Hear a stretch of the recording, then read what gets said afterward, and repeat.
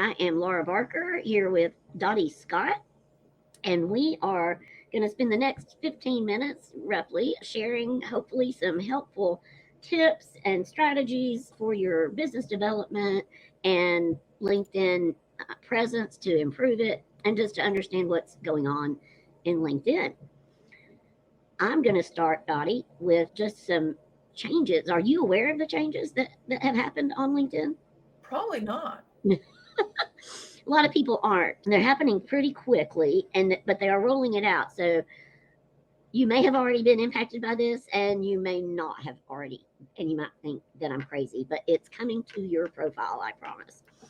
So one of the biggest changes is that creator mode is now automatically turned on for all LinkedIn users.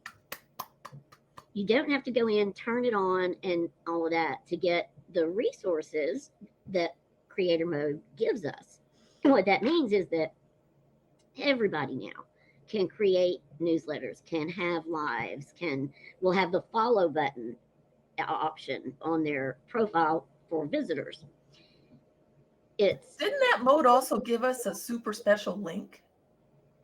well, so actually the link now they had a little while ago made that available to everybody. The super Ah, special link. Yes, that's another one of the changes. So what you're talking about, of course, is in your intro section, which is the section with your name and your headline and that little white section right under your banner. That's the intro section.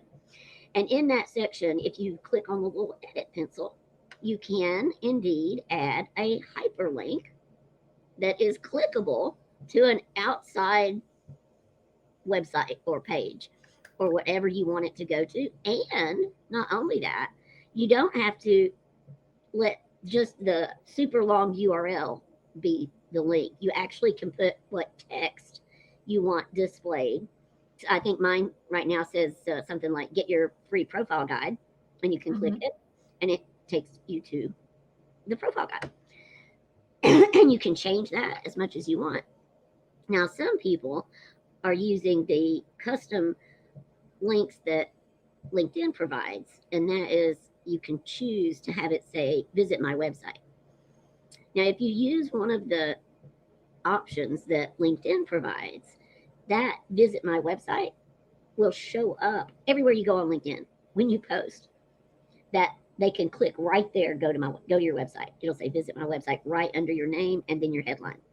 I think that's the big difference is that it follows you so that it's easier for people to just immediately access your website. However, I want to say this for the smaller businesses out there about that. I tried using the visit my website to see if it would get more attention that way than having my profile guide just on the intro section because that doesn't follow you. So if you put your own link in there, it doesn't follow you So do you everywhere. have to choose or can you do both? No, you can't do both. You have to choose. Ah, see, there's the difference. When I first signed up, I was able to put in three different websites, three different That, custom that's a links. totally different. You're thinking of the contact button where you can put Ah, in three links, and you can still do that. okay, got it.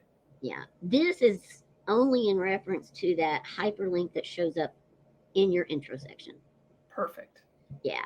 But I do want to say that visit my website option versus like my get your free profile guide. I tried out the visit my website for a while and crickets, just crickets. Yeah. Um, but when I have my own link in there for people to get a profile guide, I routinely get people downloading the guide. You know why that is, Laura? I think I do, but you tell me. I think it's because you can say, get your profile guide, and that's what they want. And they know that when they click the link, that's what they're getting. Visit my website is too generic. They could be getting anything. I usually don't click those because I think that website's full of viruses or whatever. Gotcha. What I was thinking is that, especially for smaller business owners like us, we need to have something in that slot that is going to immediately give value. hmm When we put, so the visit my website option is going gangbusters for the larger companies and for influencers with 100,000 followers. For us, I would just have to recommend stick with your lead magnet, right? Give them your lead magnet right there. That's what people want. And it's what will help you get the know, like, and trust factor up more quickly. Plus, it gets them on your list. I love that. And we know we've got to build our email list consistently if we want to have a business. Yes. Another interesting development on LinkedIn is that when you have creator mode turned on, you had the ability to select up to 5 hashtags, and it would say talks about. Remember those? Yeah. They're gone. Of course. They're gone. Took them away. It doesn't mean that hashtags aren't relevant, though. I do want to stress this. So they are no longer on your intro section, but in your post, it's still wise to include 3 to 5 hashtags that are relevant to the post. Let me ask you, on LinkedIn, does their search, can you put a hashtag in their search and actually get like a page that has all of that in there? You sure can. Okay, And in then fact, it's worth using, because that's how people might discover you. absolutely, it is definitely worth using. And even for a while, I and other coaches were encouraging people to create their own hashtag for their business. So I did, and it's LinkedIn GPS, hashtag LinkedIn GPS.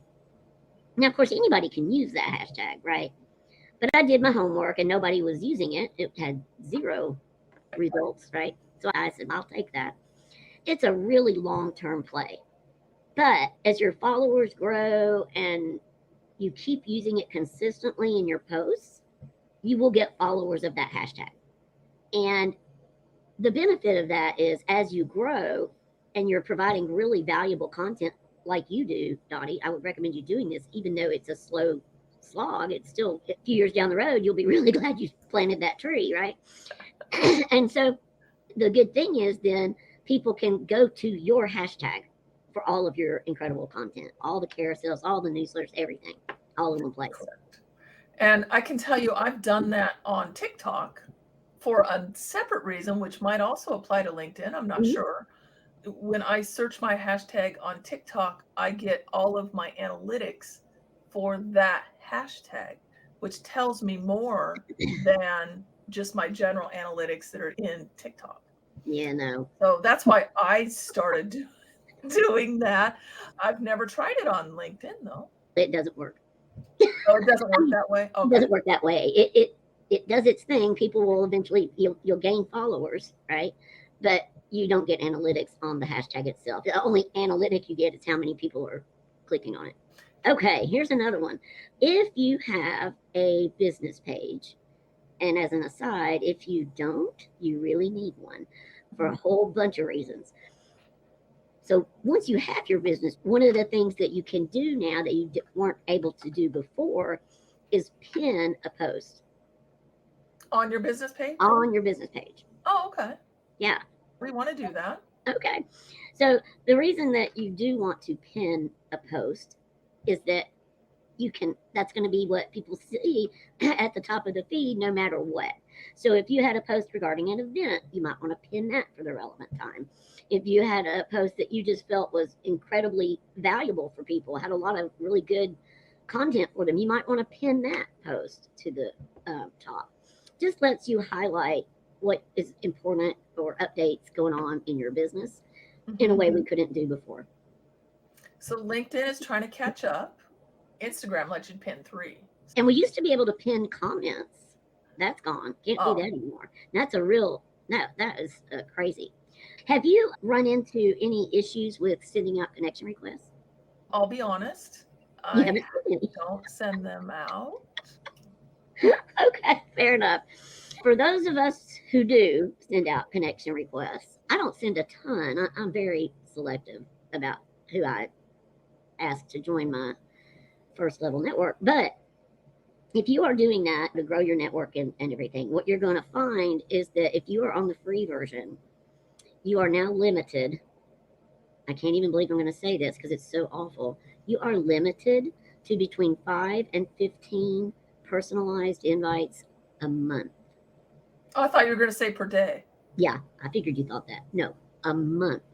I do use that, for example, when I'm in a networking meeting like WPN or something, Mhm. and someone wants to connect on LinkedIn, I'll send that type of thing because I know the person. Yeah, I didn't know they limited it that. So they're trying to push getting a paid account. Of course, you can still send connection requests without a note, and that limit is much higher. The numbers escape my brain right now, but it's much higher. And that's what I usually do because it's people that I know. Right, right. I coach and train, and all the others do too. Train the same thing. Personalize it. Send a note. Right. Yeah. Add a note. So unless you have a paid account, you're going to be really restricted in doing that, which is annoying. One way to Well, get around that, yes. not really get around exactly, but warm up your connection that you want to connect, the person you want to connect with, by going to their profile, checking out their activity feed, and commenting and liking on some of their stuff. And you could even say in the comment there, hey, Dottie, just sent you a connection request. Let me know if you got it. Huh? In LinkedIn, does that come across as creepy? Because I'll tell you, I get that kind of stuff in Facebook and I delete it immediately. Look, I mean, Facebook is just creepy. it Okay. is creepy. It's just creepy all around, in my opinion. It's creepy. So no, if you're adding valuable comments, so you're going to add really good Oh. comments to their post, right? And then after you've done that a couple of times, and so this is a process, right? You've done this a couple of times, you've warmed up, you're warming them up, right? And you could just not even put in the comments that, hey, I just sent you a connection request. So you could just not do that. Okay. And then send the request and hope that they've noticed you, being active on their posts and stuff. Okay. So, Dottie, you want to wrap us up? You want to say anything? I want to thank you for all the information that you've given me. Now I need to go check out my LinkedIn profile again, which I should be doing all the time anyway. Yes. Laura, I used to do it like about every 6 months or so because I would go in and I'd see what new stuff they added that I could use and all that. I'd max them out all the new stuff and then wait a while. But from knowing you, I've learned that's not the way to use it. No. Just saying. I appreciate that. Yeah. So once a month, I just like to put on the calendar a monthly task to review my profile. What do I need to update? What could I add? What's happening? That sort of thing. Yeah. Because they are adding things a lot quicker than every 6 months now. Oh, for sure. It's like lightning speed what's happening. So